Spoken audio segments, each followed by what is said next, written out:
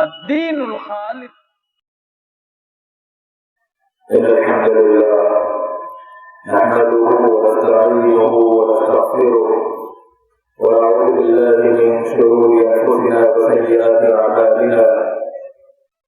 من يهده الله فلا مضل له ومن يضلل فلا هادي له، وأشهد أن لا إله إلا الله وحده لا شريك له، وأشهد أن محمدا عبده ورسوله. يا أيها الذين آمنوا اتقوا الله حق تقاته ولا تموتن إلا وأنتم مسلمون. يا أيها الناس اتقوا ربكم الذي خلقكم من نفس واحدة وخلق منها زوجها وبث منهما رجالا كثيرا ونساء، واتقوا الله الذي تساءلون به والأرحام إن الله كان عليكم رقيبا. يا أيها الذين آمنوا اتقوا الله وقولوا قولا سديدا يصلح لكم أعمالكم ويغفر لكم ذنوبكم، ومن يطع الله ورسوله فقد فاز فوزا عظيما. أما بعد، فإن خير الحديث كتاب الله، وخير الهدي هدي محمد صلى الله عليه وسلم، وشر الأمور محدثاتها، وكل محدثة بدعة، وكل بدعة ضلالة، وكل ضلالة في النار. أعوذ بالله من الشيطان الرجيم.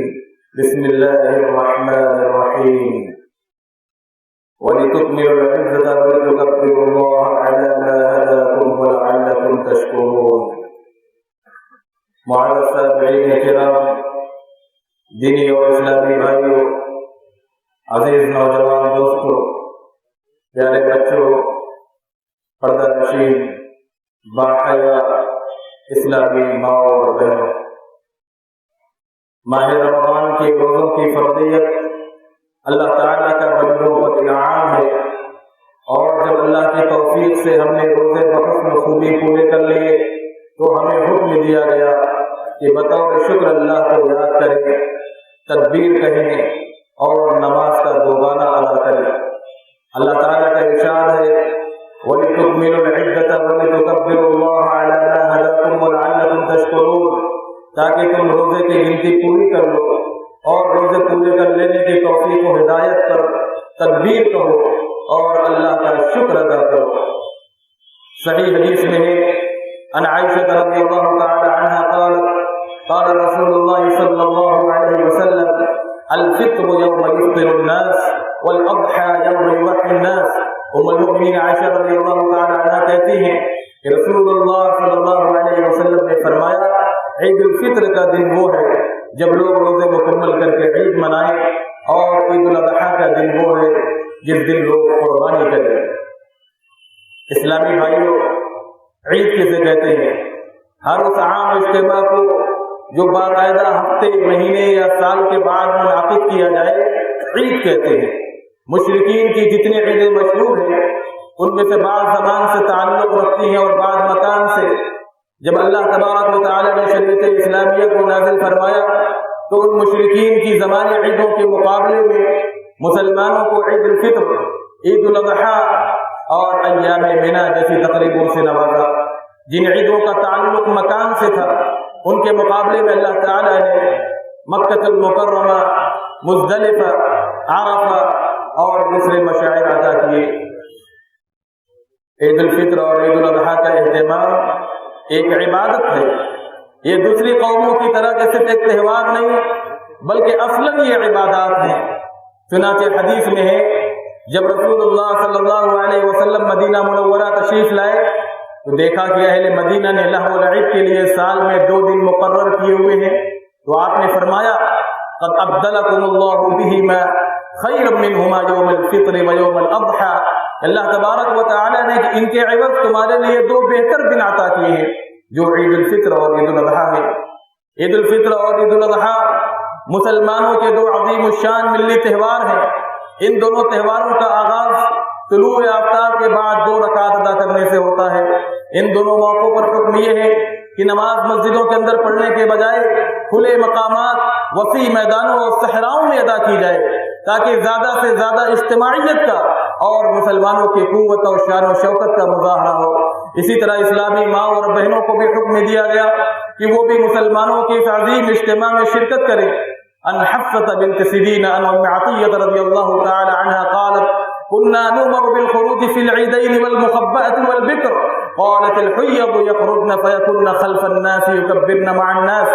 حضرت حفصہ بنت سیرین ام عطیہ رضی اللہ تعالی عنہ سے روایت کرتی ہیں، وہ فرماتی ہیں کہ ہم عورتوں کو عیدین میں نکلنے کا حکم دیا جاتا تھا، پردہ نشین اور دوشیزہ کو بھی۔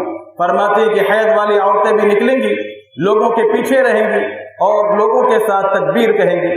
دوسری روایت میں ام عطیہ رضی اللہ تعالی عنہ فرماتی ہیں کہ ہم نے عرض کیا، اے اللہ کے رسول صلی اللہ علیہ وسلم، ارأیت احداہن لا یکون لها جلباب قال فلتلبسها اختها من جلبابها۔ پیارے حبیب ذرا یہ فرمائیے کہ اگر ہم میں سے کسی عورت کے پاس کوئی چادر نہ ہو تو کیا کرے؟ تو آپ نے فرمایا اسے اس کی بہن اپنی چادر اڑا دے۔ اس میں ایک حکمت تو یہ ہے کہ خطبے میں دین کے مسائل بیان کیے جاتے ہیں، اور دین سیکھنا جس طرح مردوں پر فرض ہے اسی طرح عورتوں پر بھی فرض ہے۔ دوسرے عید مسلمانوں کی اجتماعی شان و شوکت کے اظہار کا دن ہے، عورتوں اور بچوں کی شرکت سے یہ مقصد زیادہ بہتر طریقے پر پورا ہوتا ہے۔ تیسرے یہ کہ عید اجتماعی خوشی کا موقع ہے، مرد عورت سب اس میں شامل ہے، لہذا عورتوں کو اس خوشی میں شرکت سے محروم رکھنے کا کوئی جواز نہیں۔ اگر کسی خاتون کو کوئی ایسا عذر لاحق ہو جس کی وجہ سے وہ عید کے اجتماع میں شریک نہ ہو سکتی ہو تو اس کا یہ عذر اگر دور ہو سکتا ہو تو ضرور کیا جائے، اسے نماز عید پڑھنے اور خطبہ سننے سے محروم نہ رکھا جائے۔ بزرگوں اور دوستوں، ماں اور بہنوں، اسلام کے نقطۂ نظر سے عورت خاتون خانہ اور گھر کی ملکہ ہے۔ یہ کس طرح مناسب ہو سکتا ہے کہ ایک پردہ نشین اور باحیا خاتون کو معیشت و سیاست کے معاملات میں پھنسایا جائے؟ اسلام وہ دین ہے جس نے عورت کے حقوق کا نہ صرف تحفظ کیا ہے بلکہ اس کی عزت و تکریم کا بھی خوب اہتمام کیا ہے۔ مثلاً اسے پردوں کا اہتمام، مثلاً اسے مردوں کے اختلاط سے منع کیا، اسے بیرونی سرگرمی اور معاشی جھمیلوں سے فارغ رکھا تاکہ کوئی بدباطن اسے بری نظر سے نہ دیکھے، نہ اسے اپنی ہوائے نفسانی کا شکار کر اسے ردائے تقدس و عصمت کو تار کر سکے، جیسے مغرب کے بے پردہ اور مردوں کے دوش بدوش کام کرنے والی عورتوں کے ساتھ ہو رہا ہے۔ لیکن برا ہو اس کچھ فکری اور ذہنی عدم بلوغت کا کہ مردوں کی مغرب کی آزادی نسواں جس نے عورت کو بے حیا اور بے آبرو بنا دیا ہے، ہمارے بھائیوں کو بھی بہت اچھی لگتی ہے اور وہ بھی مسلمان عورتوں کو، مسلمان ماں اور بہنوں کو اس حیا باختگی کی راہ پر ڈال رہے ہیں، اور اسلامی تعلیمات جس میں عورت کا تقدس و احترام، عصمت و عفت کا تحفظ ہے، وہ انہیں غلامی کا طوق نظر آتی ہے جنہیں وہ اتار کر پھینکنا چاہتے ہیں۔ یہی وجہ ہے کہ آپ دیکھیں عام دنوں کے علاوہ عیدین جیسے خوشی کے مواقع پر بھی پیارے رسول صلی اللہ علیہ وسلم نے مسلم خواتین کو، مسلم ماں اور بہنوں کو خصوصیت کے ساتھ خطاب فرمایا اور انہیں تقویٰ اور خیر کے کاموں کی نصیحت و تلقین فرمایا کرتے تھے۔ النبی سعید الخدری رضی اللہ تعالی عنہ قال خرج رسول اللہ صلی اللہ علیہ وسلم فی اضحى او فطر الى المصلى فمر على النساء فقال يا معشر النساء تصدقن فاني اريتكن اكثر اهل النار۔ ابو سعید خدری رضی اللہ تعالی عنہ بیان کرتے ہیں کہ رسول اللہ صلی اللہ علیہ وسلم عید الاضحیٰ یا عید الفطر کے لیے عیدگاہ کی طرف نکلے، عورتوں کے پاس سے گزرے تو آپ نے فرمایا اے عورتوں کی جماعت، صدقہ و خیرات کیا کرو، میں نے جہنم میں تمہاری اکثریت دیکھی۔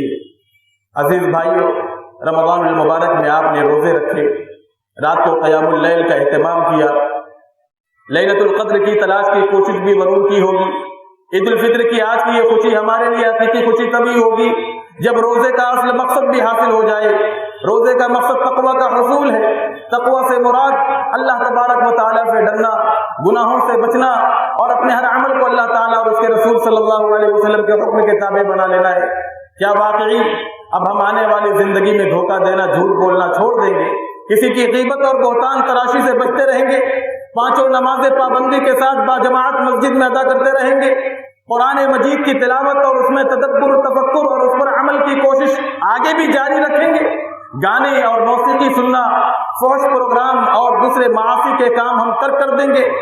اللہ تعالیٰ کے حقوق کے ساتھ ساتھ بندوں کے حقوق کی ادائیگی کا بھی اہتمام کرتے رہیں گے؟ حسد و بغض، نفرت و عناد، تکبر و ریا جیسی مذموم صفتوں سے اپنے نفس کو پاک صاف رکھیں گے، محبت و مودت، شفقت و مروت کے پیکر و پیامبر بن کر زندگی گزاریں گے، یاد رکھیں جس میں یہ اعلیٰ خصائل پیدا ہو گئے تو وہ مبارکباد کا مستحق ہے۔ بصورت دیگر جس نے روزے بھی رکھے، اپنے جسم کو تکلیف میں بھی ڈالا، اس کے باوجود وہ رمضان کے بعد پھر انہی بری عادات کو اپنانے کا عزم رکھتا ہے، تو ایسے آدمی کو غور و فکر کرنا چاہیے اس نے ماہ رمضان میں یہ ساری مشقتیں کیوں برداشت کی۔ جو انسان صحیح معنوں میں روزہ رکھے، روزے کی پابندیوں کو بھی ملحوظ رکھے، رمضان کے بعد بھی ان باتوں پر عمل کرے تو اصل میں وہ متقی انسان ہے، اور یہی روزے کا عرفہ و اعلیٰ مقصد ہے، یہی روزے کی فرضیت کا فلسفہ ہے۔ سلف امت میں سے ایک اللہ والے کو کہا گیا کہ بعض لوگ رمضان میں تو اللہ کی عبادت کرتے ہیں، پھر اس کے بعد سب کچھ چھوڑ بیٹھتے ہیں، تو اس نے کہا بیس القوم لا يعرفون اللہ حقا الا فی رمضان، کتنے برے ہیں وہ لوگ جو صرف رمضان میں ہی اللہ کے حق کو پہچانتے ہیں۔ ساتھ ہی اپنے مخاطب کو نصیحت کرتے ہوئے فرمایا کن ربانیا ولا تکن رمضانیا، صرف رمضانی بن کر زندگی نہ گزارو بلکہ ربانی بن جاؤ۔ اس مہینے کی بابت نبی علیہ السلام کا فرمان ہے من صام رمضان ثم اتبعه ستا من شوال كان كصيام الدهر، جس نے رمضان کے روزے رکھے پھر اس کے پیچھے شوال کے 6 روزے رکھے تو وہ ایسے جیسے اس نے ہمیشہ روزے رکھے۔ اس کا مطلب یہ کہ 6 روزے اگرچہ نفلی ہیں لیکن ان کی اہمیت یہ ہے کہ ان کی وجہ سے ایک مسلمان اللہ تبارک و تعالیٰ کے ہمیشہ روزے دار شمار کیا جائے گا۔ وہ اس طرح کہ اللہ رب العالمین نے ہر نیکی کے لیے ضابطہ بنایا ہے کہ وہ اس کا کم از کم اجر 10 گنا ضرور دے گا، زیادتی کے حد 700 گنا بلکہ اس سے زیادہ بھی ہو سکتی ہے۔ ارشاد باری تعالیٰ ہے من جاء بالحسنۃ فلہ عشر امثالها، جو ایک نیکی کرے گا اسے 10 نیکیوں کے برابر اجر ملے گا۔ اس حساب سے رمضان المبارک کے 30 روزے 300 دنوں کے روزے کے برابر اور شوال کے 6 روزے 60 دن کے روزوں کے برابر ہو گئے۔ اور آپ کو معلوم ہے قمری سال 360 دن کا ہوتا ہے، گویا وہ ایسے ہے جیسے اس نے سارا سال روزوں کے ساتھ گزارا۔ برادران اسلام، مذہب اسلام اپنے ماننے والوں کو اتحاد اور اتفاق کا درس دیتا ہے اور اختلاف و انتشار، افتراق اور تشدد اور گروہ بندی سے روکتا ہے۔ باوجود اس کے اس وقت اس امت کا جو افسوسناک صورتحال ہے، اس امت کی جو افسوسناک صورتحال ہے کہ یہ مختلف گروہوں میں تقسیم ہو چکی ہے، کہ جس کی وجہ سے اس کی ہوا اکھڑ چکی ہے اور دشمن اس پر غلبہ اور تسلط حاصل کر چکا ہے۔ اس سے نجات حاصل کرنے کے لیے، اس سے نکلنے کے لیے ضروری ہے کہ قرآن و حدیث سے وابستہ ہو جائیں، قرآن و حدیث کی طرف رجوع کریں، جسے اختیار کر کے اسلاف نے ایک امت کا قابل رشک نمونہ پیش کیا اور آپس میں اتحاد و اتفاق پیدا کیا۔ ضرورت ہے کہ ہم تمام بھائی، ہم تمام مسلمان بحیثیت مسلمان کے سنت رسول صلی اللہ علیہ وسلم پر، اللہ کی اطاعت پر، رسول صلی اللہ علیہ وسلم کی اطاعت پر متحد اور متفق ہو جائیں، خیر و بھلائی کے کاموں میں باہم ایک دوسرے کا تعاون کریں اور تفرقہ بازی اور اختلافات کو ہوا دینے سے گریز کریں۔ اللہ تبارک و تعالیٰ کا ارشاد ہے وَاعْتَصِمُوا بِحَبْلِ اللَّهِ جَمِيعًا وَلَا تَفَرَّقُوا، سب مل کر اللہ کی رسی کو مضبوطی سے تھام لو اور پھوٹ نہ ڈالو۔ 21ویں صدی میں امت مسلمہ مختلف قسم کے چیلنج اور سنگین مسائل سے دوچار ہے۔